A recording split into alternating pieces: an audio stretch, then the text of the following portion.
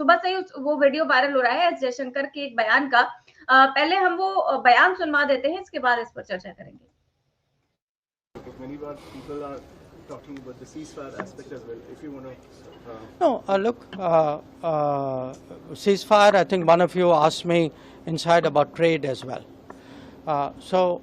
On the ceasefire, I mean, what you call ceasefire, we call cessation of firing and military action. We achieved, the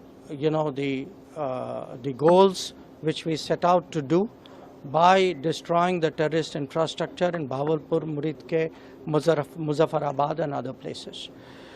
So after that, I think since the key goals were achieved, I think we reasonably took the position because even at that start, at the start of the operation, we had sent a message to Pakistan saying we are striking at terrorist infrastructure. We are not striking at the military. So the military has an option of standing out and not interfering in this process. They chose not to take that good advice. Now, once they got hit as badly as they did on the morning of May 10th, and all of you have seen the, today the satellite pictures which actually bring out very graphically how much damage we did. By the way, the satellite pictures also bring out how little damage they did. So these pictures, I think, will tell you what a hit they took. And the same people who are not willing to stand down on 7th May were willing to talk and stand down on the 10th of May. It is very clear who wanted the cessation of firing. तो sir सुना आपने पूरा बयान। S Jaishankar जो है वो कह रहे हैं कि हमने पाकिस्तान को जंग की शुरुआत में ही खबर दे दी थी कि हम केवल आपके आतंकी शिविरों पर ही हमला करेंगे। सर, दुश्मन देश को ये सूचना भला कौन देता है कि हम कहाँ हमला करेंगे? आखिर इतनी महत्वपूर्ण जानकारी जिसके खिलाफ आप ऑपरेशन करने जा रहे हैं, आप लड़ाई लड़ने जा रहे हैं, उस पर हमला करने जा रहे हैं, उसी को बता रहे हैं कि हम हमला करेंगे और कहाँ करेंगे? ये कौन सा तरीका है? देखिए निधि, मुझे वास्तविकता में ये लग रहा है, अभी तक मैं समझता था कि जयशंकर साहब बड़े बुद्धिमान अधिकारी और एक बुद्धिमान पिता के पुत्र हैं। अगर ये डिफेमेशन नहीं होता है, अगर डिफेमेशन होता है तो पहले माफी मांग लो। मुझे लग रहा है जयशंकर साहब जैसा मूर्ख व्यक्ति किसी देश का विदेश मंत्री ना हो। देखिए, उस समय भी मुझे आश्चर्य हुआ था, जब मोदी जी ने इस बार ट्रंप सरकार का नारा दिया था। मुझे लगा था इनको, मोदी जी को किसने राय दी? देखिए, मोदी जी तो एंटायर पॉलिटिकल साइंस में एमए हैं, उनको इंटरनेशनल रिलेशंस का तो बहुत ज्यादा आइडिया है नहीं। इंटरनेशनल रिलेशन में मानी बात, जो भी उन्होंने निर्णय लिया वो जयशंकर साहब के कहने पे लिया होगा। और जयशंकर साहब ने इतनी बड़ी गलती करा दी मोदी जी से, जिसका फल आज तक हम भुगत हैं। भाई, आपने डोनाल्ड ट्रंप की कन्वेंसिंग करी और जीत गए बाइडेन। फिर आपने बाइडेन से मुलाकात की, डोनाल्ड ट्रंप से नहीं की, जीत गए डोनाल्ड ट्रंप। अब डोनाल्ड ट्रंप आपसे बदला ले रहे हैं, पहले बाइडेन आपसे बदला ले रहे थे। बाइडेन ने बांग्लादेश की सरकार बदलवा दी, जैसा आरोप लगता है। शेख हसीना आपके यहाँ बैठी हुई हैं, बांग्लादेश जैसा दोस्त आपसे छिन गया, वो बाइडेन ने किया। डोनाल्ड ट्रंप आज के तारीख में तो ये जयशंकर साहब जो बोल रहे हैं, अपनी दी तुम बताओ, ईवानी जी एक टेररिस्ट कैंप है, अगर उसके आधे घंटे पहले भी पता चल जाए, आधे घंटे पहले भी, कि इस टेररिस्ट कैंप पे विदेश मंत्री भारत सरकार ने यह कहा है कि हम टेररिस्ट कैंप पे हमला करेंगे, तो क्या वो टेररिस्ट कार से 200-250 किलोमीटर दूर नहीं निकल जाएंगे 1-1.5 घंटे के अंदर? भाई, यही तो वो लोग वहां पे कह रहे हैं, जो क्या नाम है, मसूद अजहर है, क्या नाम है, उसने ये कहा कि मेरे घर के 13 लोग मर गए, काश मैं भी मर जाता। भाई, वो मरा इसलिए नहीं कि वो निकल गया था वहां से। अच्छा, जो उसके परिवार के लोग मरे, वो उसको पाकिस्तान सरकार ने 15 करोड़ का इनाम दे दिया। अब 15 करोड़ में तो वो बारूद खरीदेगा, गोला बारूद खरीदेगा, भारत के खिलाफ यूज करेगा। अच्छा, इसके लिए $1 बिलियन का अमेरिका ने लोन भी दिला दिया। अब आप खुद सोचिए, अगर आप ये बता देंगी कि हम अटैक टेररिस्ट कैंप, इसका माने जहां पे आपने बमबारी की है वहां वो लोग मारे गए जो निर्दोष, असली टेररिस्ट तो निकल गए, वरना सूचना कौन देता है? और ये भी सूचना देना कि हम केवल टेररिस्ट कैंप पे हमला करेंगे, तो उनके 21 टेररिस्ट कैंप थे, 9 पे आपने हमला किया, 12 में तो किया नहीं। अच्छा, जो मानी बात है कि उनको अगर खबर मिली तो उन्होंने सारे बड़े बड़े टेररिस्टों को वहां से निकाल दिया और उनके बाद आपने केवल खंडहर बना दिए, इमारतों को खंडहर बना दिया। उससे क्या फायदा हुआ? लेकिन जो असली मुद्दा था वो पीछे रह गया। हमारे देश के 26 पर्यटकों की मौत क्यों हुई, उसकी जिम्मेदारी किसकी है?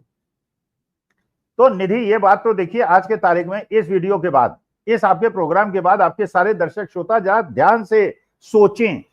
अगर आप 1 घंटे पहले भी किसी को बता देंगे केवल टेररिस्ट कैंप पे हम हमला करेंगे और आपके आर्मी एस्टेब्लिशमेंट में नहीं करेंगे, तो टेररिस्ट कैंप से टेररिस्ट चले जाएंगे और वो लोग रह जाएंगे जिन्हें टेररिस्ट से कोई मतलब नहीं है। अब जरूरी थोड़ी है कि मसूद अजहर के जो रिलेशंस हैं उनसे उनके अच्छे रिलेशंस हो, अच्छे ताल्लुकात हो। उन्होंने कहा ठीक है मैं निकल जाता हूं, तुम लोग मर जाओ, हिंदुस्तान को भी कहने को मौका मिल जाएगा कि हमने टेररिस्ट मार दिए। अच्छा, ये भी जरूरी नहीं कि टेररिस्ट के परिवार के लोग भी टेररिस्ट हो। भाई, जो असली टेररिस्ट था वो तो मसूद अजहर था, और जिसको आप लोग अफगानिस्तान काबुल हवाई अड्डे पे छोड़ के आए थे, भारतीय जनता पार्टी की सरकार छोड़ के आई थी, ये शायद वही वाला मसूद अजहर है। तो वो जो बड़े बड़े टेररिस्ट थे वो निकल गए, नहीं मारे गए, उसके परिवार के लोग मार दिए गए। परिवार के लोग जरूरी नहीं कि टेररिस्ट थे। तो आपने बिल्डिंग तोड़ी है या आपने टेररिस्ट मारे हैं? टेररिस्ट अगर आज खुशहाल हैं, 14-15 करोड़ रुपए पाकिस्तान सरकार से उनको मिल रहा है, तो आपने टारगेट कहां हिट किया? आपने तो बिल्डिंग तोड़ी है। बिल्डिंग से क्या, बिल्डिंग तो दोबारा बन जाएंगे 15 करोड़ में। अगर टेररिस्ट निकल गए और आपने पहले सूचना, ये तो जयशंकर साहब ने जो बात बोली है, ये तो biggest blunder of the entire international relations of the world politics के नाम पे याद किया जाएगा कि हमने पहले बता दिया था कि हम यहां अटैक करने वाले हैं, अपने टेररिस्ट हटा लो। तो क्या पाकिस्तान और विदेश मंत्रालय का कोई अंतर संबंध है क्या? इसलिए ये लोग मुंह छिपा रहे थे और सारी चीजें कर रहे थे। लेकिन जयशंकर साहब ने जो सेंटेंस बोला है, मेरे ख्याल से भारतवर्ष के 142 करोड़ लोगों को इसको ध्यान से सोचना चाहिए और इस पे विचार करना चाहिए। जयशंकर साहब ने वास्तविकता में विदेश नीति की जो ऐसी की तैसी की है, ऐसी आज तक विश्व के किसी देश में किसी विदेश मंत्री ने, मेरी कोई व्यक्तिगत दुश्मनी नहीं है जयशंकर साहब से, मैं उनका सम्मान करता था, उनके पिता भी बड़े विदेश मामले के जानकार थे, मैं व्यक्तिगत उनसे मेरे को कोई, लेकिन जो ये टिप्पणी की है उन्होंने, और जिस प्रकार से पूरे विश्व के अंदर भारतवर्ष को अकेला छोड़ दिया है, इसलिए अगर मेरे मुंह से कुछ ऐसे शब्द निकल गए हों,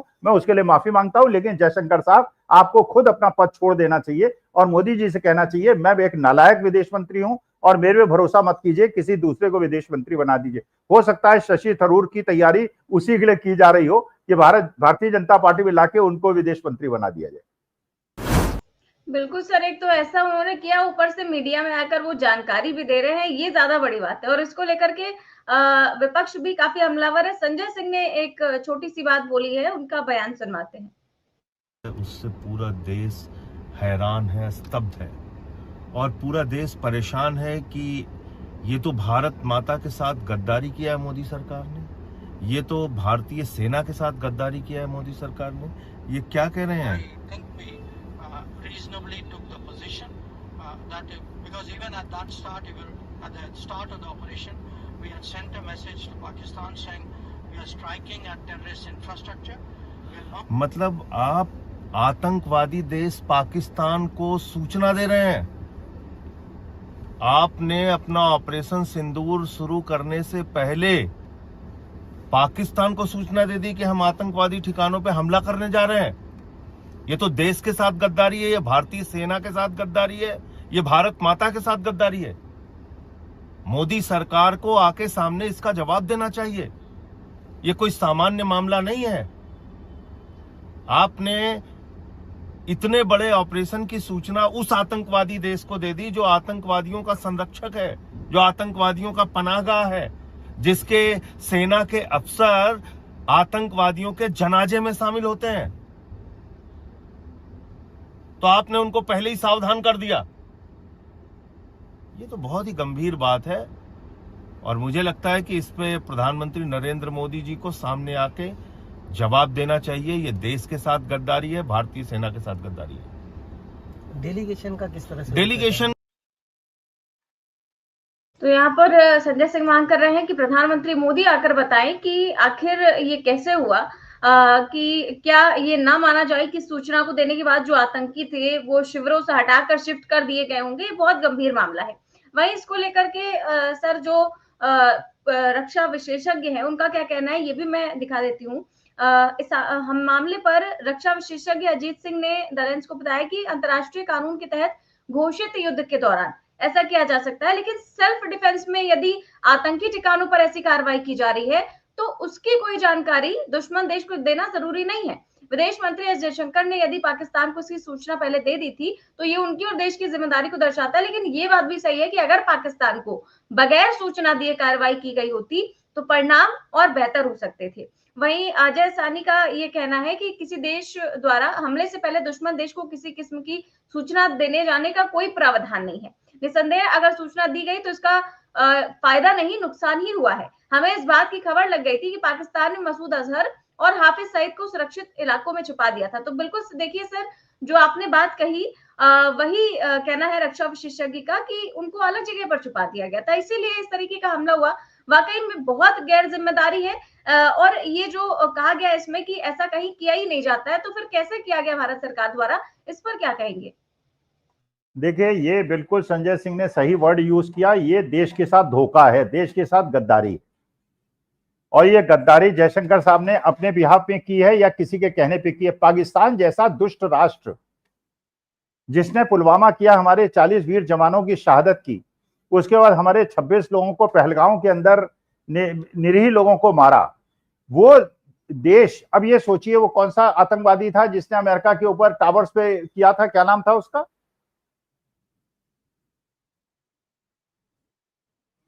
जी उसका, अरे वो जो टेररिस्ट था जिसको अमेरिका ने पाकिस्तान में घुस के मारा था, मेरे दिमाग से निकल रहा है वो आदमी। चलिए, तो इसका भाई अमेरिका ने जब अटैक किया तो ये अमेरिका को प्रिसीजन इंफॉर्मेशन थी कि वो विश्व का सबसे बड़ा आतंकवादी इस जगह घुसा हुआ है, वहीं पे अटैक किया, स्ट्रेट अटैक किया और उसको उठा के ले गए और फिर मार दिया।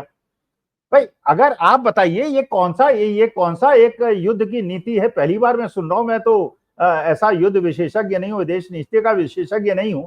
इसका मतलब यह है कि दुष्ट राष्ट्र जिससे पूरा भारतवर्ष आज की तारीख में घृणा करता है, अपने देश के मुसलमान क्रिश्चियनों को और उनको मुसलमान कर्नलों को गाली देंगे आप, और एक दुष्ट राष्ट्र को इन्फॉर्म करेंगे कि हम टेररिस्ट को मार रहे हैं, टेररिस्ट को हटा लो। अरे ये तो बहुत बड़ा पर्दाफाश बता रहे हैं उसामा बिन लादेन नाम था। हाँ, उसामा बिन लादेन। भाई अगर ये अमेरिका ने, बताइए अगर युद्ध का नियम होता तो उसामा बिन लादेन पाकिस्तान को ये नोट भेजता क्या कि हम मारने वाले हैं, उसामा बिन लादेन को उठाने वाले हैं, आप कृपा करके हम आपके एस्टेब्लिशमेंट पर हमला नहीं करेंगे। अरे यार वो हटा लेते उसामा बिन लादेन को। और यही हुआ है, बड़े बड़े जो आतंकवादी थे, तो क्या इसमें कोई पैसे का लेन देन हुआ है? इसमें क्या राष्ट्र हितों से समझौता हुआ है? लेकिन मेरे ख्याल से जो संजय सिंह ने कहा और जो एक रक्षा विशेषज्ञ बोल रहे हैं, ऐसा इंटरनेशनल नियम नहीं हो सकता जिसमें अच्छा यार, आप अगर अटैक करना है तो बता सकते हैं कि अटैक करने वाले हैं हम, आप अपने निरीह लोगों को वहां से हटा लीजिए, आर्मी एस्टेब्लिशमेंट में अटैक करेंगे, लेकिन आप टेररिस्ट कैंप पे अटैक कर रहे हैं और यही आपका जस्टिफिकेशन है। आप इंटरनेशनल कम्युनिटी से कह रहे हैं कि हमने साहब पाकिस्तान के खिलाफ युद्ध नहीं छेड़ा है, हम तो केवल उनके टेररिस्ट कैंप को बर्बाद कर रहे हैं, और टेररिस्ट कैंप को बर्बाद कर रहे हैं बिना टेररिस्ट के, तो फायदा क्या?